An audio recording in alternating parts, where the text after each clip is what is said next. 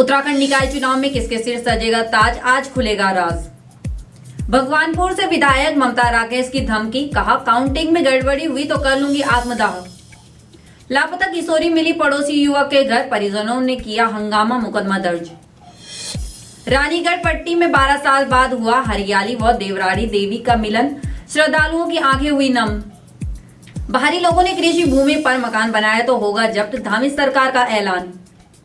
नमस्कार, आप देख रहे हैं उत्तराखंड टाइम और मैं हूं आपके साथ अनुरागनी चौहान। खबरें अब विस्तार से। उत्तराखंड के 100 नगर निकायों के चुनाव के लिए मतगणना जारी है।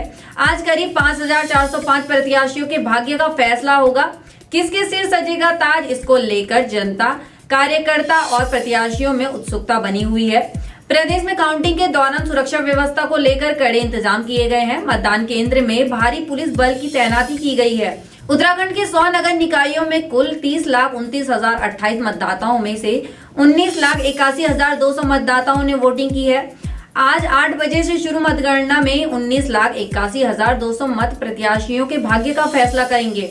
बता दें कि उत्तराखंड में निकाय चुनाव के लिए काउंटिंग जारी है, जिसके लिए निर्वाचन आयोग ने अपनी सभी तैयारियों को पूरा कर लिया है। वहीं उत्तराखंड में 100 निकायों की मतगणना 54 मतगणना केंद्रों पर होगी। वोटिंग की काउंसलिंग के लिए 6,367 कर्मचारियों की तैनाती की गई है। प्रदेश में बैलेट पेपर से वोटिंग प्रक्रिया हुई है। वहीं निकाय चुनाव में पूरे प्रदेश में 65.41% मतदान हुआ है। उधम सिंह नगर में सबसे अधिक 71.70% मतदान हुआ। धर्मनगरी हरिद्वार में 70.87% वोटिंग हुई। निकाय चुनाव में सबसे कम मतदान राजधानी देहरादून में 58.56% हुआ।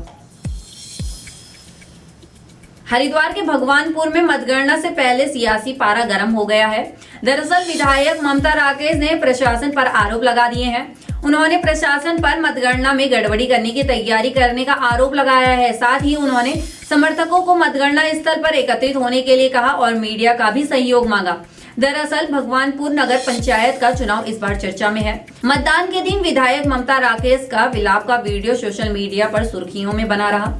विधायक ममता राकेश ने बताया कि भगवानपुर नगर पंचायत के चुनाव में प्रशासन पूरी तरह से बीजेपी के एजेंडे के रूप में काम कर रहा है। मतदान के दिन लोगों को वोट नहीं डालने दिया गया और फर्जी वोटिंग हुई। वहीं अब मतगणना के दिन भी गड़बड़ी की तैयारी कर ली है। ममता राकेश ने कहा कि अगर मतगणना में किसी भी तरह की गड़बड़ी हुई तो वो आत्मदेह कर लेंगी। बता दें, इससे पहले 23 जनवरी को मतदान के दिन ममता राकेश भगवानपुर कस्बे में बीडी इंटर कॉलेज में बनाए गए मतदान केंद्र पर फूट फूट कर रोती नजर आई थी। दरअसल यहां मतदान वाली शाम लाइन में लगी महिलाओं पर किसी शरारती तत्व ने पत्थर फेंके। इस मौके पर हंगामा खड़ा हो गया, जिसके बाद आक्रोशित भीड़ ने पुलिस पर पथराव कर दिया। पुलिस ने भी लाठीचार्ज कर फटकारते हुए भीड़ को दूर तक खदेड़ा। वहीं मामले को लेकर तनाव की स्थिति बन गई। घटना को लेकर विधायक ममता राकेश अपने बेटे अभिषेक राकेश को लेकर धरने पर बैठ गई। इस दौरान विधायक ममता राकेश फूट फूट कर रो पड़ी और अब आत्मदेह की बात कर रही हैं।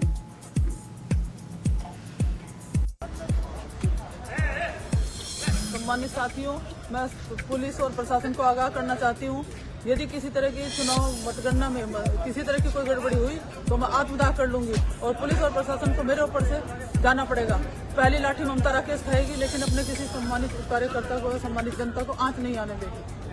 मुखानी में घर से अचानक लापता हुई किशोरी पड़ोसी के घर में युवक के साथ बरामद हुई है। पड़ोसी युवक के साथ किशोरी को देख घर वालों का पारा चढ़ गया है, जिसके बाद जमकर हंगामा हुआ। मौके पर पहुंची पुलिस ने मामले को किसी तरह से शांत कराया। पुलिस ने पूरे मामले में युवक के खिलाफ धारा 132(2) के तहत मुकदमा दर्ज कर लिया है। बताया जा रहा है कि किशोरी 22 जनवरी को अचानक रात को घर से लापता हो गई। परिजनों द्वारा किशोरी की गुमशुदगी पुलिस में दर्ज कराई गई। पुलिस ने गुमशुदगी दर्ज कर किशोरी की तलाश जारी रखी। परिजनों के अलावा रिश्तेदारों ने उसे शहर से लेकर जंगल तक खोजा। इस दौरान किसी ने बताया कि किशोरी पड़ोसी के घर में एक युवक के साथ है।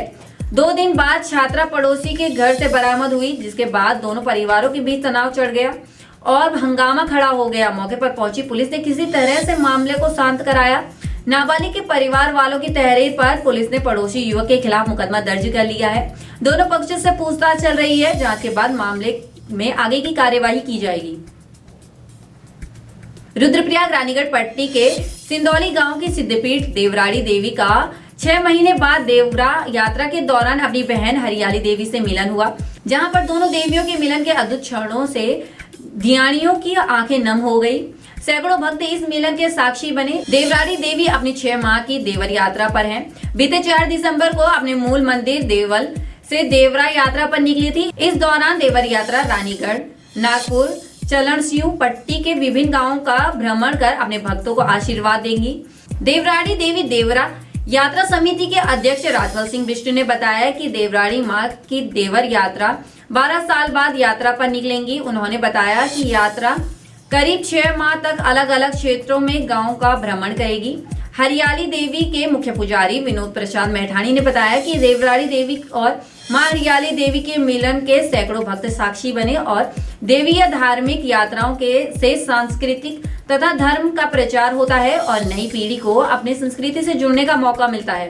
देवराड़ी देवी पुत्र दायिनी के रूप में प्रसिद्ध है और रानीगढ़ व धनपुर समेत कई गांवों की आराध्य देवी भी हैं। उत्तराखंड में आने वाले समय में बाहरी लोगों के लिए जमीन खरीद के मानक बेहद सख्त होने जा रहे हैं। बाहरी लोगों ने यदि कृषि भूमि खरीदकर मकान बनाया तो जमीन समेत मकान भी सरकार में निहित हो जाएगा। नगर निगम सीमा और उसके बाहर भी यदि कृषि भूमि खरीदी गई तो उसका इस्तेमाल सिर्फ और सिर्फ खेती के लिए ही करना होगा। ऐसा न करने पर सरकार स्तर पर सख्त प्रावधान किए जा रहे हैं। अभी उत्तराखंड में नगर निगम सीमा के भीतर व्यक्ति कितनी भी जमीन खरीद सकते हैं, भले ही जमीन आवासीय हो या कृषि। अब नए भू कानून के आने के बाद यदि नगर निगम सीमा के भीतर बाहरी व्यक्ति कृषि भूमि खरीदते हैं तो वो उसका इस्तेमाल सिर्फ कृषि के लिए कर पाएंगे, न मकान, न हॉस्टल और न ही उसका कोई दूसरा इस्तेमाल होगा। बाकी की तमाम खबरों के लिए बने रहे उत्तराखंड टाइम पर। धन्यवाद।